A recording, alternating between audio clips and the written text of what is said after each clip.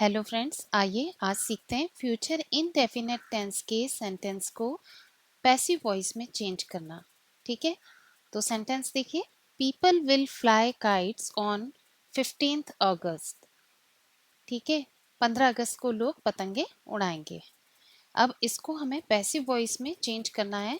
तो रूल देखिए, सबसे पहले ऑब्जेक्ट लगाएंगे, उसके बाद विल बी, फिर V3 मतलब वर्ब की third form plus by plus subject. Kites will be phloem by people on 15th अगस्त। है ना आसान। एक और सेंटेंस देखिए, पहले फ्यूचर टेंस का देखिए। My mother will wash clothes. ठीक है, मेरी मम्मी कपड़े धोएंगी।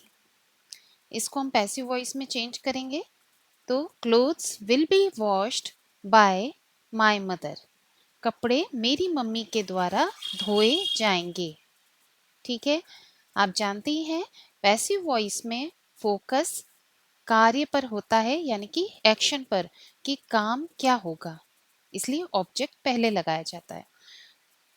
Next sentence, I will cook food. मैं खाना पकाऊंगा। इसका पैसिव वॉइस देखिए। Food will be cooked by me. खाना मेरे द्वारा पकाया जाएगा। इसमें रूल को एक बार फिर से देखिए।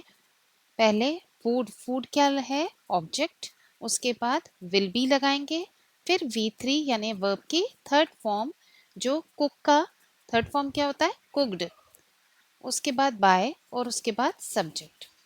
Food will be cooked by me. खाना मेरे द्वारा पकाया जाएगा।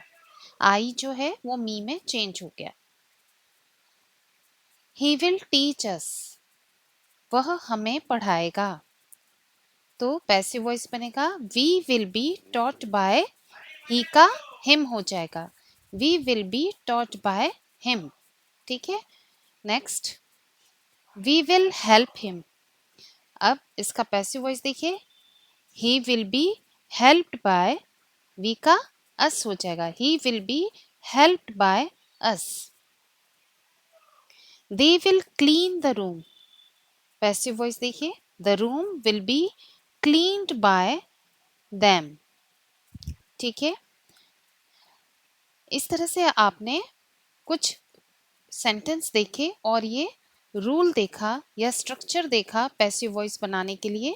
अब कुछ और सेंटेंस देखते हैं जो हम डेली बोलते हैं। कहीं ना कहीं हमारी बातचीत में इस तरह के वाक्य शामिल होते हैं। आइए फ्रेंड्स, अब देखते हैं कुछ पैसिव वॉइस के सेंटेंसेस जिन्हें हम रोज़ाना अपनी बातचीत में यूज़ करते हैं। ठीक है, ये फ्यूचर पैसिव वॉइस के सेंटेंसेस हैं। जैसे rajma rice will be cooked tomorrow. कल राजमा चावल पकाए जाएंगे। कई बार हम कर्ता का जिक्र करना इतना इम्पोर्टेंट नहीं समझते हैं और अपनी बात को शॉर्ट में कहना चाहते हैं कि कल राजमा चावल पकाए जाएंगे। कई बार ये अंडरस्टूड होता है कि कौन पकाएगा, या कई बार हम बताना इतना ज़रूरी नहीं समझते हैं। तो इस तरह की बातों को बोलने के लिए हम पैसिव वॉइस को यूज़ करते हैं। ठीक है, रिवर विल बी क्लीन्ड। नदी को साफ किया जाएगा। अब कौन करेगा ये बताना इतना इम्पोर्टेंट नहीं समझा गया। Photos will be clicked. अक्सर शादी पार्टीज में हम ये कहते हैं कि फोटो खींची जाएंगी, तो photos will be clicked. Earthen lamps will be lit. मिट्टी के दीपक जलाए जाएंगे। Sweets will be distributed. मिठाइयाँ बांटी जाएंगी। My home will be whitewashed. अब मेरे घर को वाइट वॉश कौन करेगा ये बताना इतना इम्पोर्टेंट नहीं समझा गया। ठीक है, AC will be repaired. AC को कौन ठीक करेगा ये बताना भी इतना इम्पोर्टेंट नहीं समझा गया। तो इस तरह के वाक्यों को बनाने के लिए हम पैसिव वॉइस को यूज करते हैं। Clothes will be washed tomorrow. कपड़े कल धुलेंगे या कपड़े कल धोए जाएंगे। अक्सर हम घर में इस तरह के वाक्य बोलते ही हैं। A new chapter will be taught tomorrow.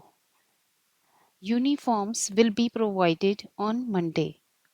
Cake will be cut at 8 o'clock.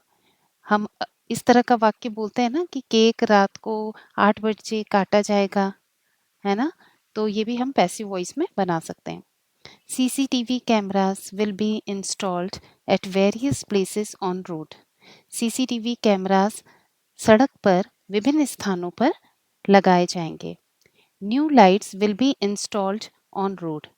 ठीक है, अब कौन लगाएगा ये नई लाइटें और सीसीटीवी कैमरास, ये बताना इतना इम्पोर्टेंट नहीं समझा गया या ये अंडरस्टूड है.